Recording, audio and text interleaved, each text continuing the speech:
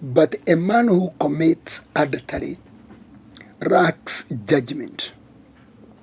Whoever does so destroy himself. Blows and disgrace are his rod, and his shame will never be wiped away. For jealousy arouses a husband's fury, and he will show no mercy when he takes revenge. He will not accept any compensation. He will refuse the bribe, however great it is. Proverbs 6, verse 32. Adding adultery in marriage. Look at it here. The author says, remember, the author of this book is Solomon, who had 1,000 wives, or 700 wives and 300 concubines. So he is speaking from a point of knowledge and from a point of experience. So he was well informed about, when he was advising his son about adultery. He was not speaking out of theological and historical statement. No, it is the life he lived himself. Notice he is saying, if you commit adultery, it means you lack judgment. So the moment you commit adultery, key number one, adultery attacks your mindset. You lack judgment. Adultery attacks your brain system. And you go and you sit down with somebody who have ever committed adultery.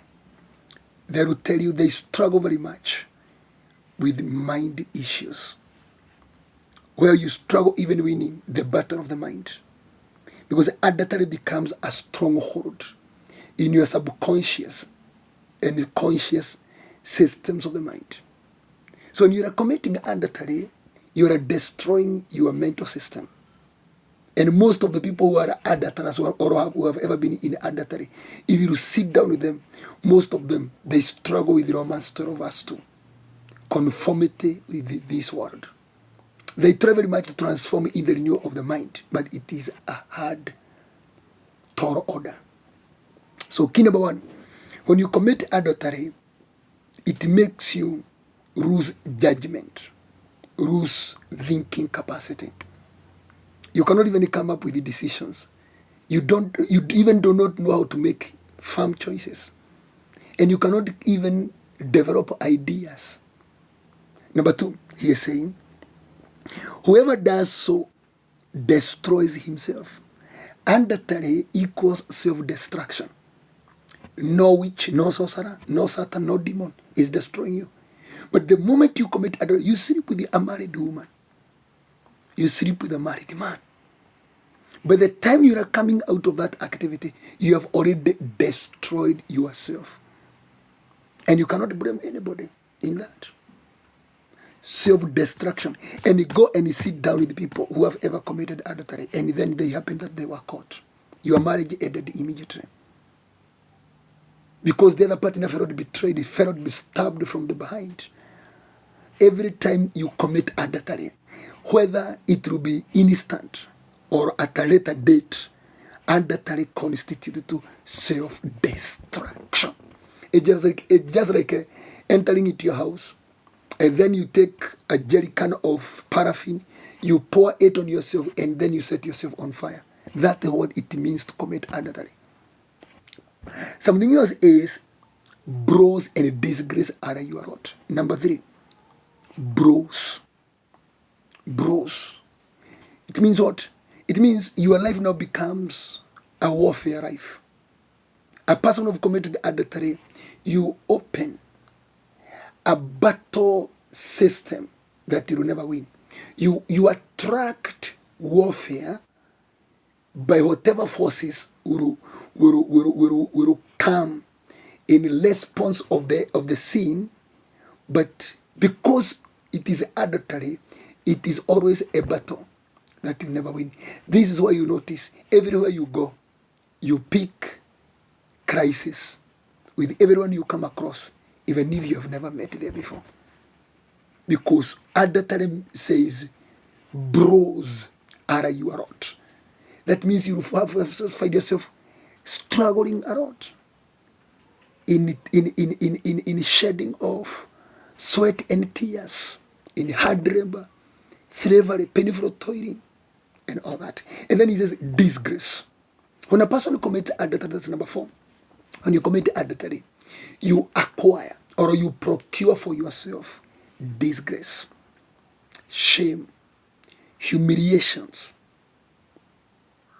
public exposure, to a point whereby people, even they speak of you, where actually you need confidentiality. That is where somebody just comes and leak an information, and that information is taken into account, and then you are discouraged because adultery acquires for you disgrace. Imagine humiliations, shame. And this one is painful. I don't know that you've ever gone through this. You know, there's some of us, when we speak from a point of experience, not actually like a scriptural theory. It is something that you are saying and you can see it in your life. Look at something else. He says what? Number 5. For jealousy and his shame and disgrace, all of them, and for jealousy arouses a husband's fury. Note 2 things here. When you commit adultery, adultery procures for you jealousy and envy. You notice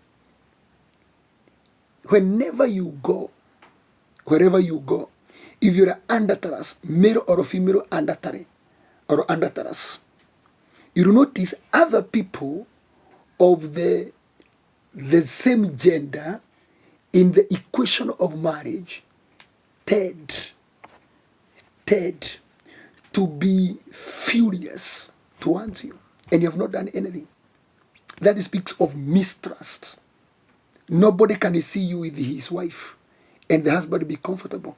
Nobody can see you with her husband and be comfortable with you. There's a burning that burns inside you, a fury, a certain hot anger. This is something that I know very well. It burns. That's what adultery does. Even if your wife will go and do it and you have not discovered it, when you enter into your house, that burning enrages in you. The same to the opposite sex. If the man you committed adultery and you come into your house, your wife will detect it. She burns inside. So it attracts jealousy and also husband fury. Remember, this is authority. Husband is a word meaning authority. Fury of an authority. Your boss gets angry with you. Your pastor gets angry with you. Somebody who is in authority, husband, authority, is always at loggerhead with you. And you don't know why.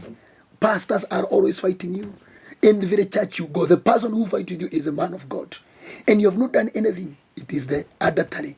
Adultery provokes husband into fury. And then he says, I think in number 7 or 6, he will not accept any compensation, or he will refuse the bribe, however great it is.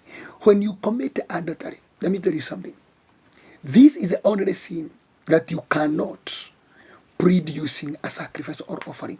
The moment you commit adultery, and you shall see it in Malachi chapter number 2, adultery makes offerings and sacrifices narrow and void. Yes. It makes sacrifices narrow and void.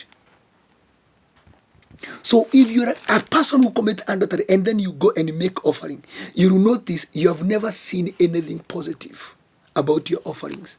You have made offerings this church, that church, that, but you have never benefited the fruit of your offering and your sacrifice. Why?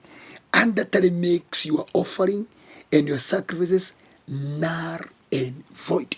You cannot procure your freedom using a sacrifice. You go through the painful process.